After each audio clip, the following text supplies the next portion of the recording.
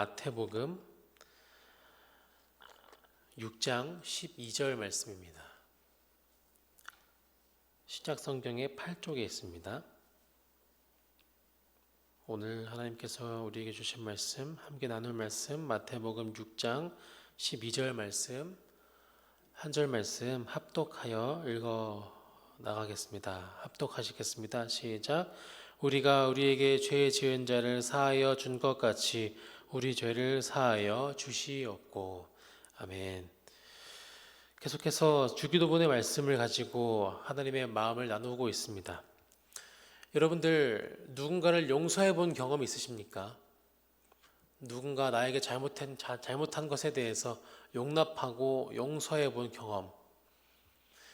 우리는 그 용서를 하셨을 때 어떤 마음이셨습니까? 어떤 마음을 가지고 용서를 해 주셨습니까? 그리고 우리는 무엇 때문에 그리고 어떤 이유로 그 용서를 할 수 있었을까? 하나님께서 이 세상 가운데 모든 것을 창조하셨습니다. 태초에 빛을 창조하심을 통하여서 시작해서 사람을 창조하시기까지 세상 모든 것을 창조하셨습니다. 이 세상에 하나님께서 지으신 것이 짓지 않으신 것이 하나도 없습니다. 모든 것을 창조하시는 가운데 하나님께서 사람을 에덴 동산에다가 두게 하셨고 그곳에서 모든 것을 먹게 하셨습니다. 단 한 가지만 빼고 선악과만 빼고 모든 것을 먹게 하셨습니다. 그곳에서의 삶을 누리면서 살아가도록 하나님께서 이 사람을 그 에덴 동산에 두셨었다라고 하는 거죠.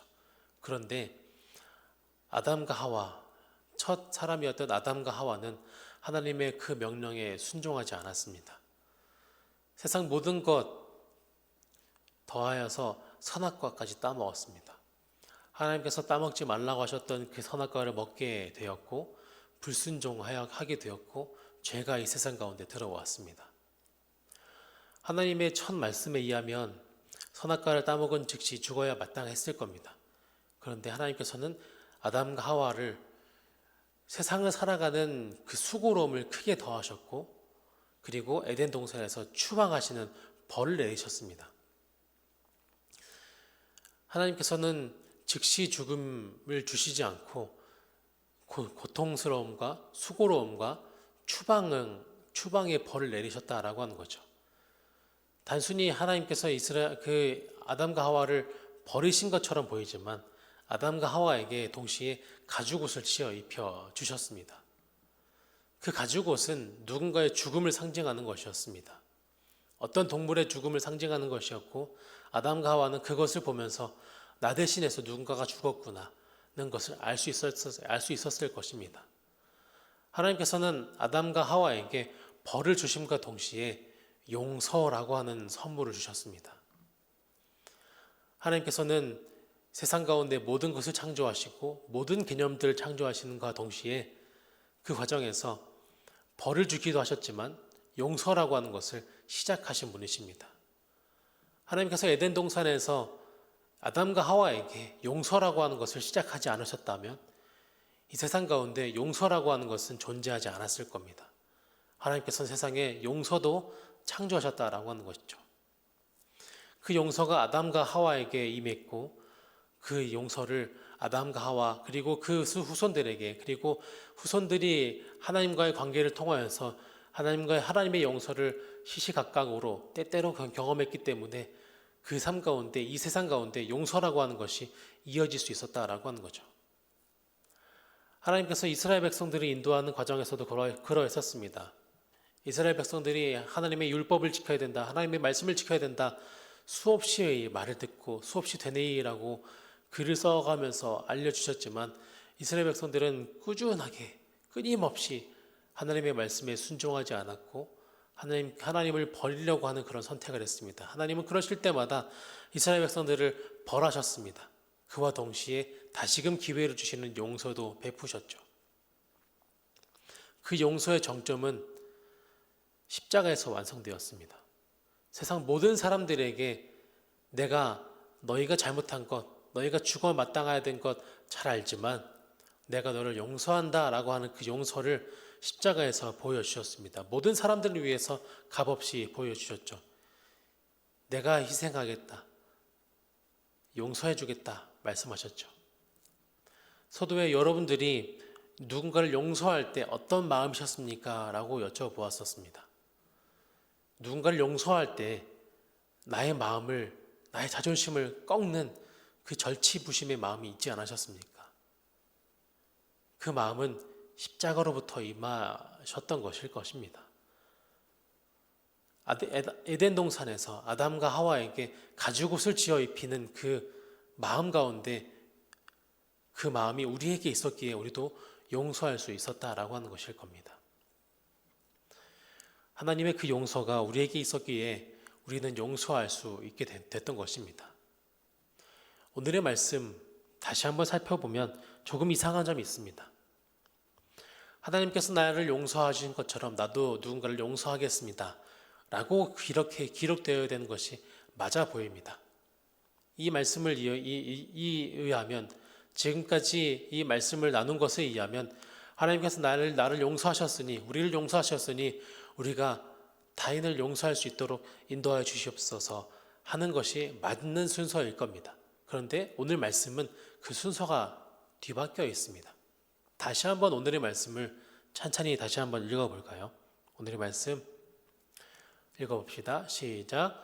우리가 우리에게 죄 지은 자를 사하여 준 것 같이 우리 죄를 사하여 주시옵고. 아멘. 나의 용서가 먼저 되고, 하나님의 용서가 먼저 되고 내가 용서해 주겠습니다가 맞는 것 같지만 순서가 내가 누군가를 용서할 때 나의 죄를 용서해 주십시오 라고 하는 순서로 이어집니다. 내가 누군가를 용서해 보지 않으면 그 용서가, 하나님의 용서가 얼마나 큰지 알 수 없습니다. 사소한 잘못이라 할지라도 내가 누군가를 용서할 때 하나님의 마음이 이곳에 있었구나 깨닫게 된다라고 하는 것이죠. 예수 그리스도의 용서가 완성되었습니다. 십자가로 완성되었습니다. 그런데 예수 그리스도 그 십자가에 담긴 그 모든 마음들, 우리가 영접할 때, 예수님을 그리스도로 영접할 때 그 모든 마음이 한 번에 임하던가요? 모든 사람들에게 예수 그리스도의 그 십자가의 사랑이 동일한 강도로, 동일한 모습으로, 동일한 그 형태로 임하던가요? 사람마다 그 용서에 받았던, 그리고 느꼈던 그 용서의 감정이 다를 겁니다. 그 깊이가 다를 겁니다. 그리고 삶을 살아가다가 보면 그 용서가 얼마나 깊은지 계속해서 깨닫게 됩니다. 예수님의 사랑은 1 정도인 줄 알았는데 100이었구나. 100 정도인 줄 알았는데 1000이었구나. 1000 정도인 줄 알았더니 만이었구나. 그렇게 깨닫게 되는 것, 예수 그리스도의 그 용서가 더 깊이 깨닫게 되는 것, 삶을 살아가다가 보면 내가 누군가를 용서할 때 그 깊이가 얼마나 큰지 점점 더 알게 된다라고 하는 것입니다. 하나님의 용서는 항상 우리 가운데 있었습니다. 그런데 우리가 그것을 받아들이지 않고 있다가 누군가를 용서할 때 그것이 하나님의 용서가 있었기 때문에 나에게 이런 용서가 임할 수 있었구나 하는 것이 깨달아진다라고 하는 것이죠. 세상 가운데 살아가면서 누군가를 용서할 마음이 들 수 있는 것, 하나님의 용서가 있었기 때문에 그랬던 것이고, 우리가 누군가를 용서할 때 그 하나님의 용서가 얼마나 깊은지 깨닫게 된다라고 하는 것이죠. 예수 그리스도의 그 사랑 우리 가운데 온전하게 임하게 되시기를 소망합니다. 그렇게 온전하게 임하기 위해서는 우리가 누군가를 용서해 봐야 됩니다.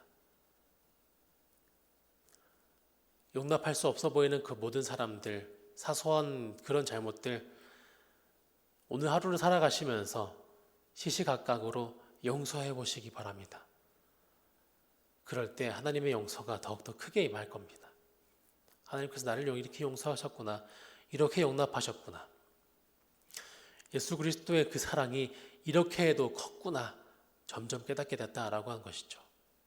예수 그리스도의 그 십자가의 사랑이 아무리 크다 할지라도 받아들이지 않으면 말짱 도루묵입니다.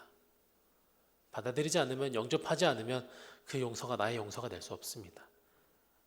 누군가를 용서해 주시고 예수 그리스도의 용서를 받아들이게 되는, 깨닫게 되고 경험하게 되고 느끼게 되는 우리 모두의 삶 되시기를 축복합니다. 하나님은 에덴에서부터 이스라엘의 역사까지 그리고 십자가까지 이미 우리에게 용서의 손을 내미셨던 분이셨습니다. 그리고 우리가 누군가를 용서해 볼 때 그제서야 하나님이 그때서야 용서하시는 것이 아니라 이미 나를 용서하셨구나, 그 용서가 나에게 임하게 된다라고 하는 것이죠. 오늘 하루 누군가를 용납함으로 용서함으로 하나님의 은혜가 나에게 크게 더해지게 되는 귀한 하루가 되시기를 축복합니다. 하나님의 은혜가 여러분들의 삶 가운데 온전하게 임하기 위해서 누군가를 용서해보는 그런 삶, 예수님께서 그렇게 기도하라고 말씀하신 겁니다. 나의 용서가 하나님의 용서가 될 수 있도록 주님 붙들어 주시옵소서. 주님 인도하여 주시옵소서. 세상 가운데 용서가 없었으면 그 누구도 살아남지 못했을 겁니다. 아담과 하와로부터 시작해서 그 누구도 살아남지 못했을 겁니다. 내가 용서하지 않는 마음을 가지고 세상 사람들을, 주변 사람들을 대해야 했다면 그 모든 사람들은 살아남지 못했을 겁니다. 용서가 있기에 이 세상 가운데 희망이 있습니다. 용서는 하나님의 나라의 통치 방법 중에 하나입니다. 하나님의 나라, 하나님의 뜻 중에 하나라고 하는 것이죠. 하나님의 나라가 우리 가운데, 나의 삶 가운데 그 용서가 온전하게 임하기 위해서 나도 용서해 보시기를 소망합니다. 자존심을 꺾고 마음을 내려놓고 절치부심하는 마음으로 그 용서를 해내시는 여러분들의 삶 되시기를 축복합니다. 기도하겠습니다. 주님, 우리 죄를 사하여 주시옵고 우리 마음에 붙잡고 있던 사람도 주님께 맡기게 하여 주시옵소서. 우리가 용서할 때 주님의 용서를 더 깊이 깨닫게 하시고 오늘 하루 은혜의 삶 속에 살아갈 수 있도록 인도하여 주시옵소서. 주님께서 나의 삶에 용서를 베푸시고 모든 것을 살 수 있는 모든 것을 제공해 주심에 감사하는 마음으로, 여러 가지 마음으로 이 시간 구별하여 드린 예물이 있습니다. 이 예물에 담긴 모든 마음들 들어 응답하여 주시고 들어 받아 주시옵소서. 주님, 그 삶 가운데 또 하나님의 용서하심, 하나님의 살게 해주심이 또한 경험될 수 있는 삶이 될 수 있도록 인도해 주시옵소서. 오늘 하루 이 시간 가운데 나온 모든 주님의 자녀들 가운데, 자녀들의 삶 가운데 하나님의 은혜가 온전하게 임하게 될 줄 믿습니다. 주님 붙들어 주시옵소서. 주님 이끌어 주시옵소서. 예수님의 이름으로 기도드립니다.